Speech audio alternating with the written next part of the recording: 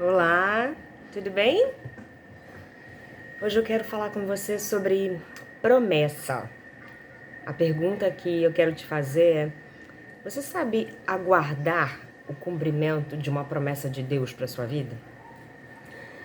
E acredito até que muitos que estão aqui comigo, me acompanhando, e você que está aí agora me ouvindo, vai perguntar: mas Vânia, eu nem sei ouvir ou nem sei identificar a voz de Deus. Eu não sei discernir se algo que está na minha mente, no meu pensamento, no meu querer, se aquilo ali é Deus falando comigo, se é Deus me dando uma resposta, me prometendo uma vitória, ou se aquilo é fruto da minha imaginação. E eu quero trazer alguns exemplos para que a gente divida essa reflexão aqui, né? Que seja uma autoanálise da nossa própria vida. E é sempre importante, quando você for analisar algum fato da tua vida, quando você estiver buscando uma direção, que você leia a Bíblia. Mas não leia a Bíblia como se fosse um livro de adivinhações, de eu vou abrir, o versículo que cair é Deus falando comigo. Porque não é um livro de adivinhações. A Bíblia é um manual. E manual, se você ler só a primeira página, você só encaixa a primeira peça. Mas, na verdade, ele começa dando as instruções primeiro de quais as peças, depois onde cada uma vai se encaixar, quais as ferramentas e acessórios complementares que você vai precisar utilizar. Depois ele vai passo a passo dizendo como que você vai utilizar cada ferramenta, cada peça para montar o todo, que é de fato o que você quer construir. Então é um processo, e é um processo longo.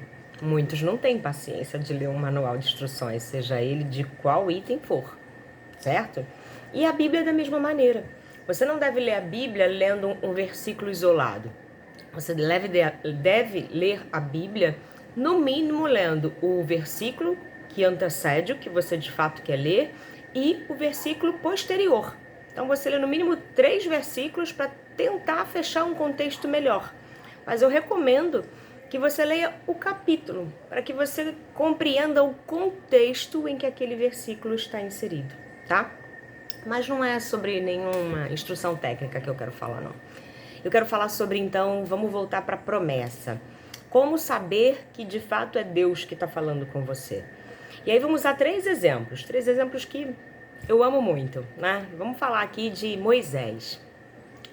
Moisés, quando estava no ventre da mãe, nasceu num momento bem desafiador, onde havia uma instrução ali no Egito de que todos os nenéns, né, todos os bebês do sexo masculino, ao nascer, fossem executados, fossem mortos, né?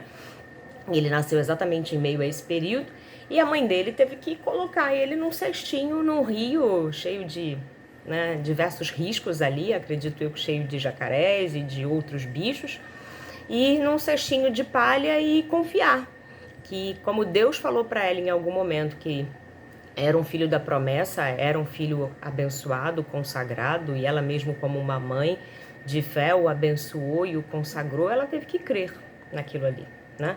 E Moisés foi colocado naquele cestinho, e ao invés de acontecer o mais provável possível, de ser afundado, de ser atacado por algum bicho, alguma coisa, na verdade ele foi achado pela princesa, pela filha do rei, né? Acolhido e cuidado por ela como um filho, tratado como um príncipe, ele teve todas as instruções para se tornar, né, ali um apoiador do trono, para se tornar alguém relevante dentro do Egito, mesmo sendo ele do povo hebreu.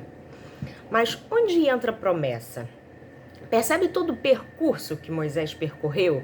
Ele chegou na idade adulta, quando ele tomou conhecimento, quando ele já tinha consciência de a quem de fato ele pertencia e que ele era contra muitas das coisas que ele via ali dentro do Egito, principalmente a escravidão do povo dele de origem. Ele, num ataque de fúria, ele foi lá, feriu um soldado, ele foge para um deserto, e naquele deserto, através de uma sarça. O que é a sarça?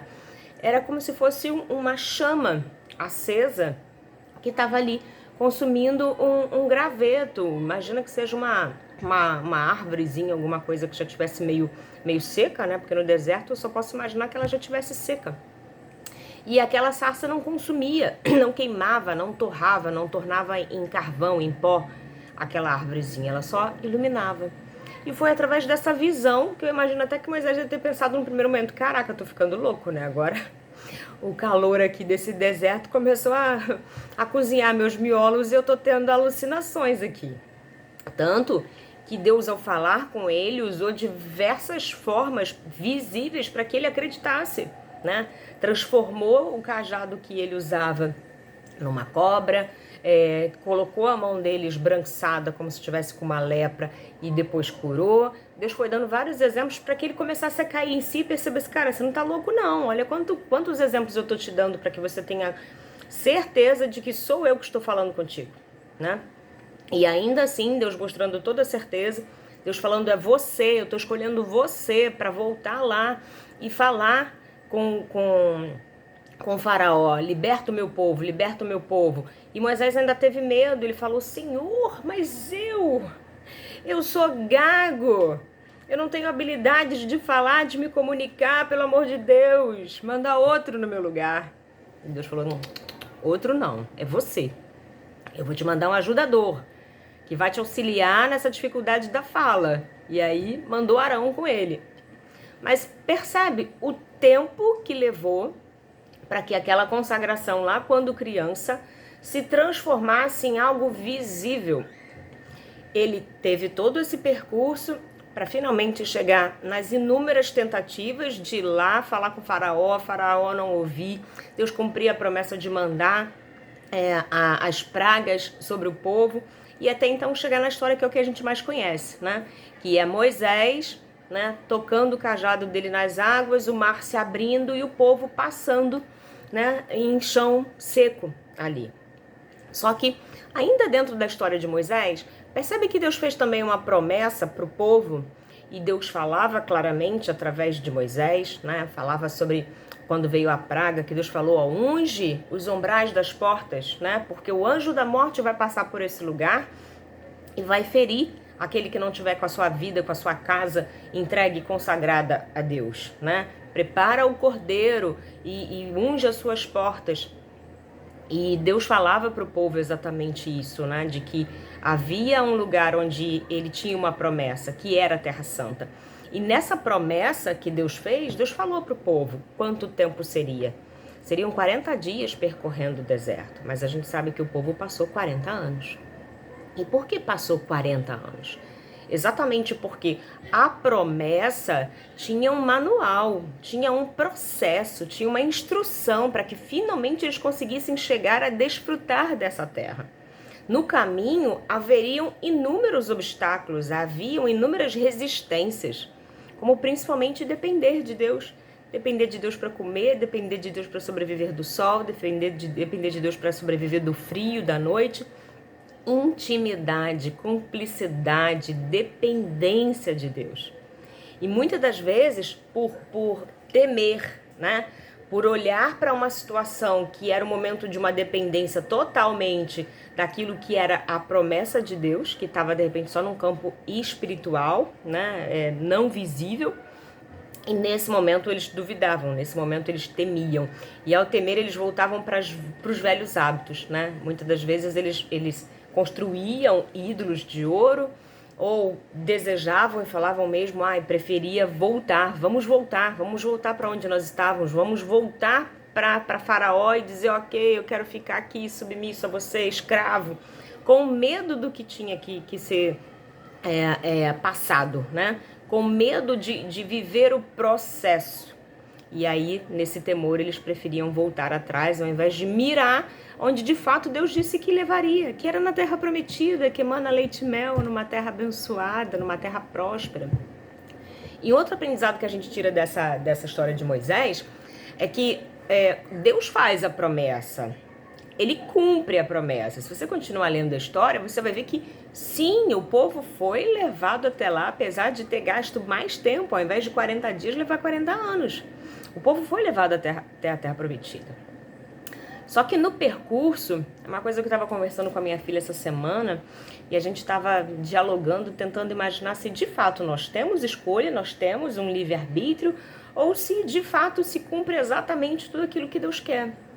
E o meu entendimento, observando essa história de Moisés, é que a promessa de Deus e o lugar onde Ele vai nos levar, isso está mantido, porque Deus é fiel, Ele não volta atrás, Ele não é homem para que minta, nem que se arrependa. Aquilo que Ele prometeu, Ele vai cumprir. Agora, como nós vamos chegar lá é que é o livre-arbítrio. Porque muitos chegaram lá, viram o cumprimento da promessa, mas aqui não entraram. Não entraram por quê? Porque não se mantiveram fiéis. Fiéis no quê, gente? No crer, para poder desfrutar daquela promessa. Muitos morreram antes, viram com seus olhos, mas daquela terra não desfrutaram. Viram o cumprimento da promessa, mas não puderam usufruir dela, tá? E onde eu quero chegar com isso? Vamos voltar para a nossa própria vida, né? Um outro exemplo, nesse exemplo de Moisés fica claro que Deus pode aparecer para você de alguma forma, né?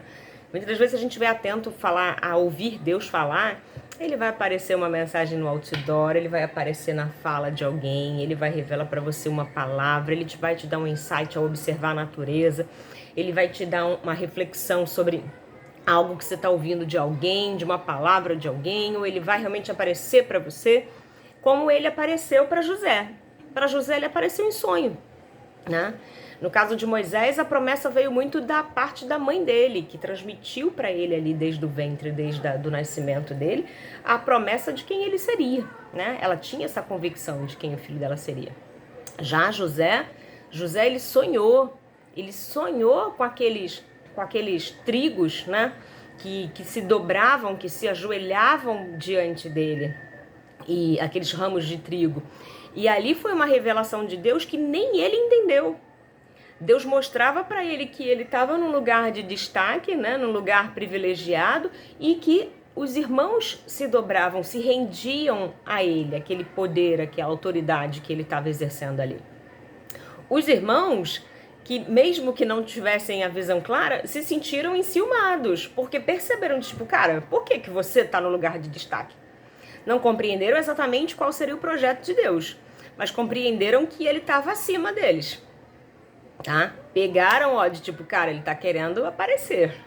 E ficaram furiosos. E já José não entendeu exatamente o que seria. Ele contou genuinamente o sonho dele, tá? Só que qual foi o tempo que levou para que essa promessa se cumprisse? Foi um tempo grande, doloroso, porque José era ainda um menino quando isso aconteceu. E na verdade, para passar o processo, ele teve que ser vendido, largado num poço pelos irmãos, depois mudaram de ideia, ao invés de matar, resolveram botar no poço, depois de botar no poço, resolveram vender. Ele foi vendido como escravo, depois como escravo, é aquele que começou por ser fiel a Deus nos seus princípios, nos seus valores, no seu posicionamento, e Deus o tempo inteiro trabalhando já dentro dele para transformá-lo naquilo que de fato Deus tinha como projeto para a vida dele.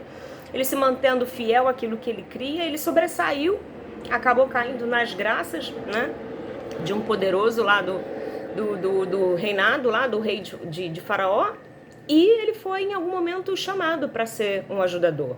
Só que quando ele chegou lá, ele tinha tanta luz, tanta beleza, que a mulher de Faraó ficou encantada, a mulher de Potifar ficou encantada por ele, começou a assediá-lo, e ele se mantendo fiel, disse não, não, não, e ela armou uma armadilha para ele, e ele voltou de novo para a prisão. E ao voltar ali para a prisão, na verdade ele era um escravo, né? Mas naquele momento ali ele se tornou literalmente um prisioneiro. Lá dentro ele não murmurou, ele continuou sendo quem ele era, ele continuou tendo as visões, interpretando os sonhos, profetizando sobre a vida das pessoas, ajudando a curar o físico, o emocional. Ele continuou vibrando a luz de Deus, que é demonstrada através do amor ao próximo.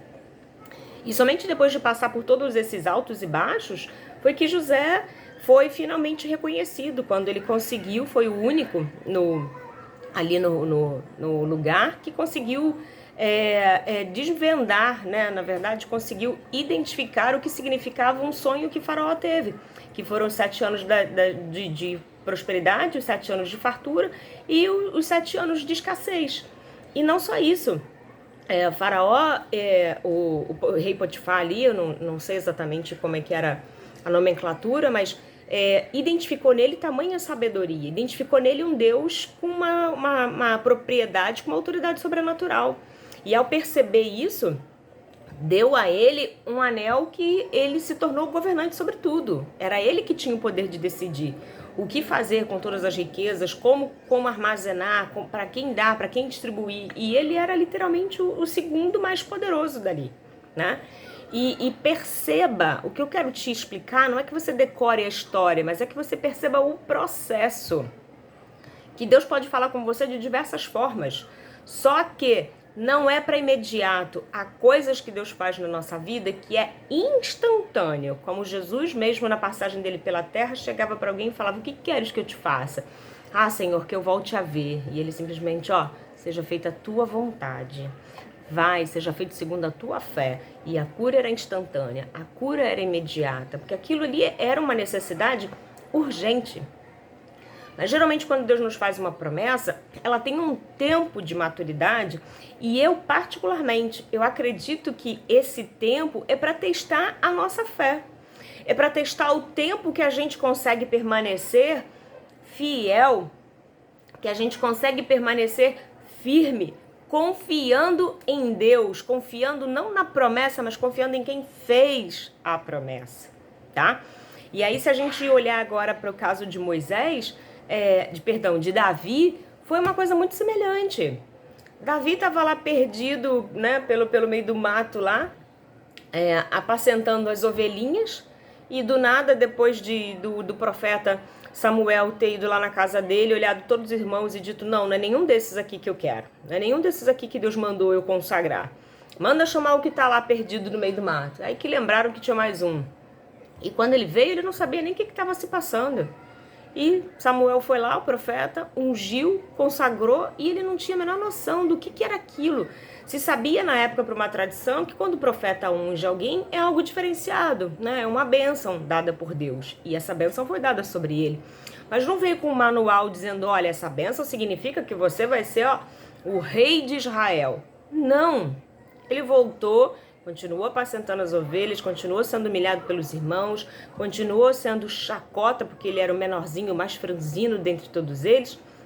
E quando finalmente veio a oportunidade dele enfrentar o gigante, ele não foi porque eu fui ungido, então eu sei o que fazer com esse gigante. Não, ele falou: gente, olha, eu tenho tanta experiência de derrubar urso, de matar leão, de matar bichos ferozes quando estou defendendo as ovelhas no meio do mato, que eu acredito que eu posso, com a minha habilidade natural, ir lá e derrubar esse gigante.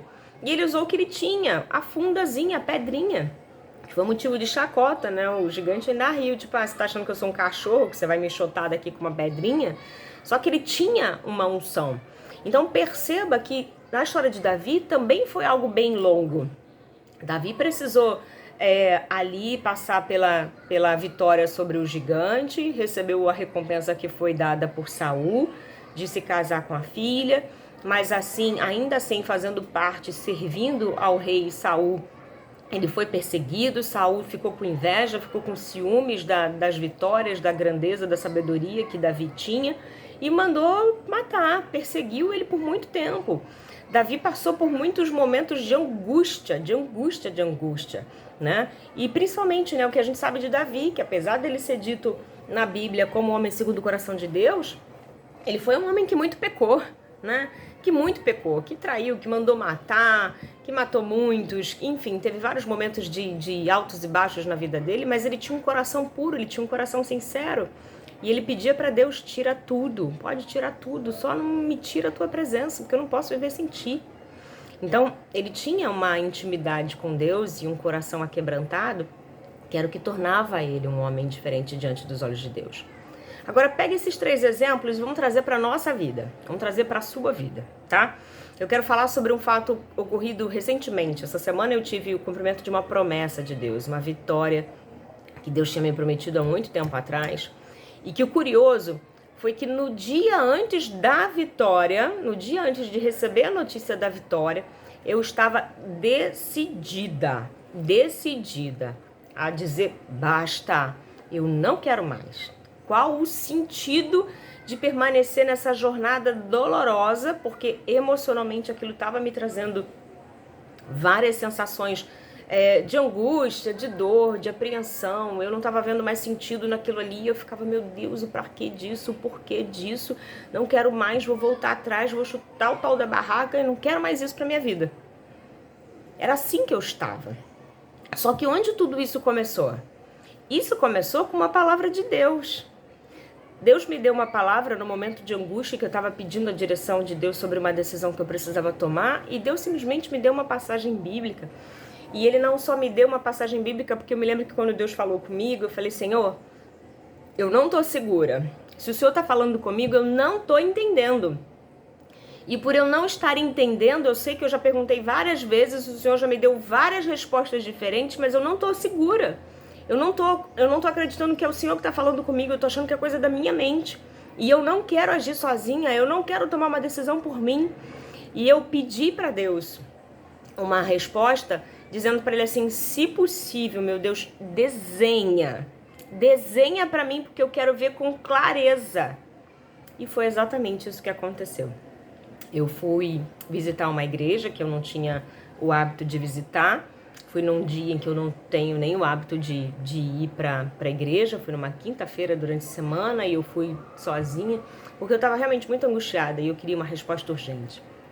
E eu sentei ali, fiquei quietinha na beirada assim, estava na igreja da Lagoinha. E eu sentei e fiquei assistindo os louvores, louvando, e meu pensamento estava o tempo inteiro com Deus, perguntando, meu Deus, o que eu faço. E quando chegou na pregação, como se eu tivesse ali apática, sabe? Só nos meus pensamentos, sem prestar muita atenção. Do nada me deu um estalo, me deu uma clareza. E quando eu prestei atenção na pregação, o pastor simplesmente desenhou. Ele chamou as pessoas que estavam no lugar e fez como se fosse uma encenação.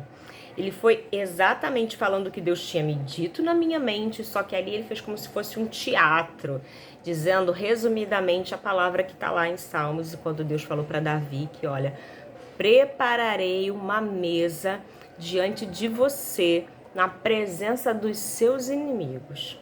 Ou seja, não temas, vá, porque a vitória é sua. Eu vou mostrar na presença daqueles que estão contra você o que eu preparei para você. E ali eu descansei o meu coração, eu tomei a decisão, eu fiz o que tinha que ser feito, mas isso não aconteceu, a resposta não veio do dia para a noite, foram anos. E nesse percurso de anos, eu, como todo esse processo, eu enfrentei muitos altos e baixos, muitos momentos de angústia, de sentimento de opressão, muitos momentos de achar que estava errado, duvidei, tipo, caraca, será que Deus falou mesmo comigo? Será que de verdade eu tomei a decisão certa? Eu interpretei através da minha mente enganosa que aquilo foi dito por Deus. E não foi, não foi. Porque a gente precisa ficar atento nos sinais. Deus é tão lindo que Ele usa quem Ele quiser.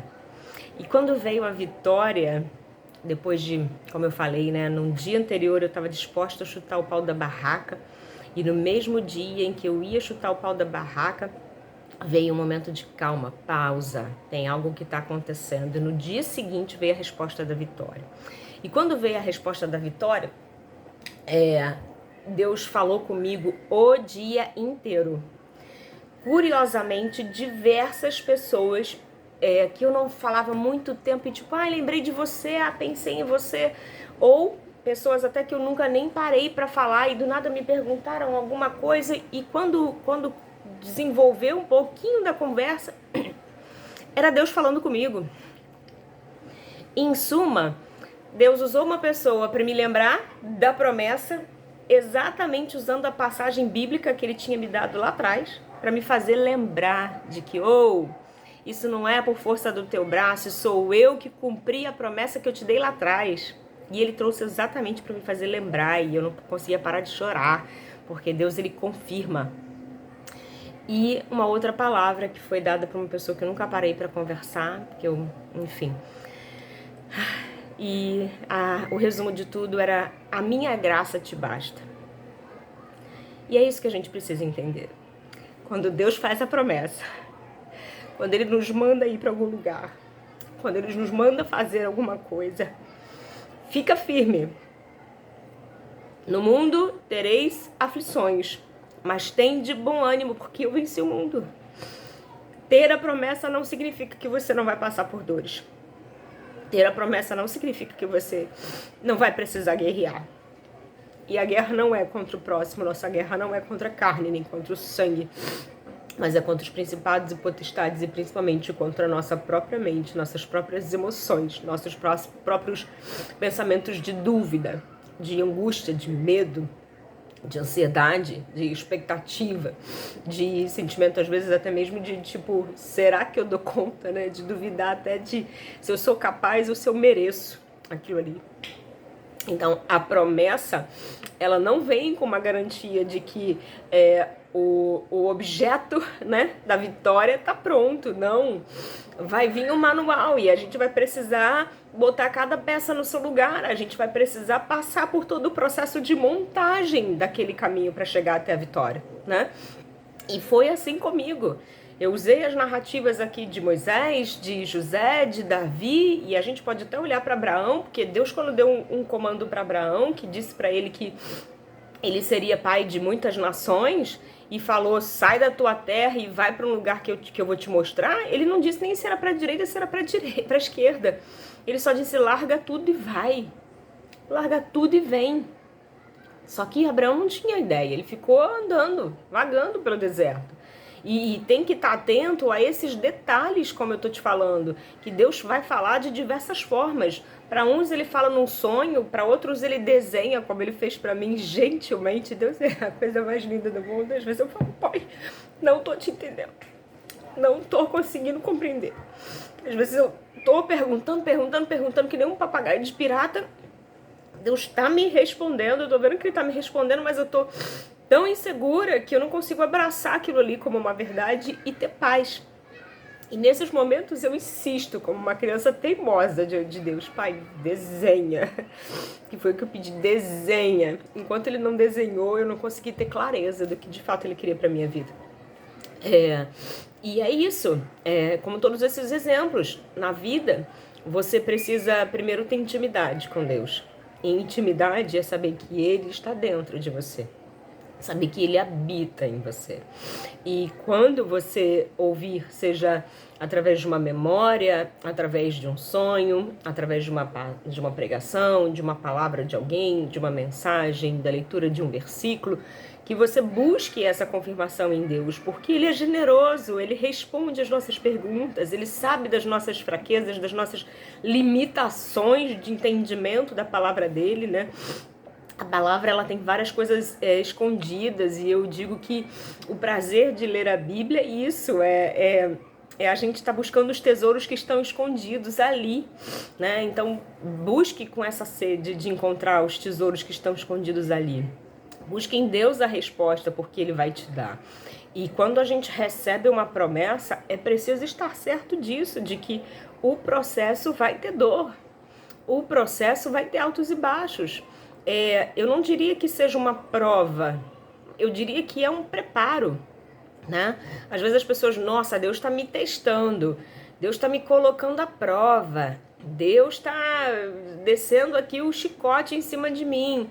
Não, Deus está te preparando, Deus está permitindo que você passe pelo processo para que quando você chegue lá, você tenha autoridade para desfrutar daquela vitória. Deus está permitindo que você passe de repente por momentos desafiadores, porque desafio traz recompensa. E como ter recompensa da promessa de Deus se você não se manteve firme durante o desafio? E o que eu tô falando para você mostra como nós somos humanos da mesma forma. Todos os que passaram lá na Bíblia tiveram momentos de altos e baixos. Todos que estavam passando pelo processo do desafio, do aprendizado, para de fato ter acesso à recompensa, à promessa de Deus, tiveram momentos de muita angústia, de muita dor, de muito sofrimento, às vezes até de solidão mesmo, de uma solitude, de pensar, meu Deus, onde eu tô? Tô sozinho no meio dessa batalha aqui agora. Mas Deus nunca nos deixa sozinho. Ele é o mesmo de ontem, de hoje, Ele é fiel para cumprir a promessa que Ele te fez. Ele não é homem para que minta, Ele não é filho do homem para que se arrependa. Se Ele te falou, Ele vai cumprir. Mas uma atenção, um alerta para você. Garantir que você vai chegar lá e vai desfrutar da promessa que Deus te fez depende de você. Chegar, contemplar e ver com seus olhos que Deus é fiel, de que a promessa dele se cumpriu, isso está garantido, porque ele é Deus, ele é fiel. Agora, acessar, desfrutar, transbordar desta vitória depende de você. Depende de se manter fiel, depende de passar pelo processo, depende de aguentar firme cada etapa, sem desistir, sem voltar atrás. Então aqui o meu conselho, assim como eu vivi nos momentos de angústia, ainda que a gente abre a boca para dizer para Deus, ai Senhor, tá pesado, eu quero parar, quero desistir. Não abre a boca para falar isso não. Nessas horas só pede, Senhor, me ajuda. Me ajuda porque sozinho eu não tô conseguindo, tá? Porque vai valer a pena. Com Deus vale a pena passar pelo processo. Ele leva anos. Em algumas situações ele leva anos. Eu sou exemplo disso. Foram anos. E às vezes são anos tão desafiadores que parecem mais tempo ainda do que o natural. Mas tudo que Deus promete, Ele cumpre. Tudo que Ele faz é bom, é perfeito, é agradável e vale a pena. Não pelo nosso prazer, pela nossa satisfação. A maior alegria não é a recompensa que Deus nos dá. A maior alegria é confirmar, é vivenciar a certeza de que Deus é conosco. A certeza de que Deus existe, que Ele cuida de nós nos detalhes. E isso é uma alegria tão grande, tão grande, tão grande que não tem nada nesse mundo que consiga superar. A maior alegria é saber que Deus é fiel. É confirmar que Deus falou comigo, Deus estava comigo no processo todo, Deus me trouxe até aqui. Ele me ama, Ele cuida de mim, Ele promete e Ele cumpre. Ele é o mesmo de ontem, de hoje e o será eternamente. Então eu te convido a realimentar, a reativar a tua memória, as promessas que Deus te fez. Olhar para o percurso sabendo de que ele é necessário, ainda que desafiador, porque ele está te treinando, te capacitando para te dar autoridade, para que quando você chegar no lugar que Deus te prometeu, você de fato possa refletir a glória dele. Como diz a oração, né, do Pai Nosso: venha Senhor, venha Senhor, venha Senhor, venha com teu reino, faça a tua vontade, seja aqui, ó, hoje, na terra, na minha vida, na minha casa, na minha família, na minha saúde, nos meus filhos, nos meus parentes, nos meus amigos, nas obras das minhas mãos, nas pessoas à minha volta, nos lugares por onde eu passar, nos lugares por onde eu pisar, por onde eu tocar, com quem eu dirigir a minha voz, ao quem alcançar a minha voz. Venha com o teu reino, faça aqui hoje como já é no céu. Então é isso que eu profetizo, que o reino de Deus venha sobre a tua vida, que seja na tua vida hoje, ainda hoje, na tua vida, como já é no céu. Que Deus cumpra a promessa dele na tua vida, que você guarde a promessa, que você passe pela prova cantando louvor, porque vai valer a pena, tá? Um beijo, Deus te abençoe.